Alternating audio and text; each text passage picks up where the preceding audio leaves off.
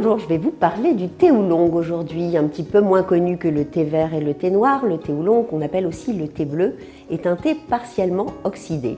Son oxydation peut varier entre 10 et 70% en fonction de ce que veut en faire le maître de thé.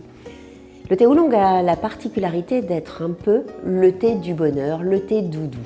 Pourquoi ? Parce qu'il est très riche en théanine, cet acide aminé relaxant pour le corps et l'esprit. Il est moins concentré en théine puisqu'il est généralement prélevé sur les souchong, qui sont des feuilles un petit peu plus basses sur le théier. Et d'ailleurs, vous verrez souvent, le oolong est roulé en perles.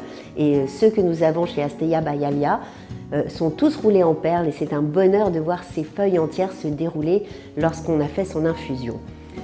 Il a un autre élément qui participe au côté relaxant, c'est une molécule odorante qui est la cis-jasmone, qui est un anxiolytique naturel. Rien que son inhalation vous apaise. C'est donc le thé d'intersaison quand on se sent un petit peu plus fatigué. C'est le thé doudou quand on a envie de simplement être cocooning.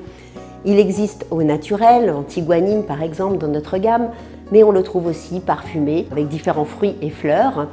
Et si vous voulez le doudou complet, nous avons l'après-midi Oreillade qui, en plus d'avoir toutes les vertus du thé oolong, contient de la fleur d'oranger qui elle aussi est réputée pour apaiser. Alors n'attendez plus si vous êtes stressé, buvez un bon thé oolong et de préférence de qualité. À très bientôt pour un autre épisode sur la route du thé. Abonnez-vous!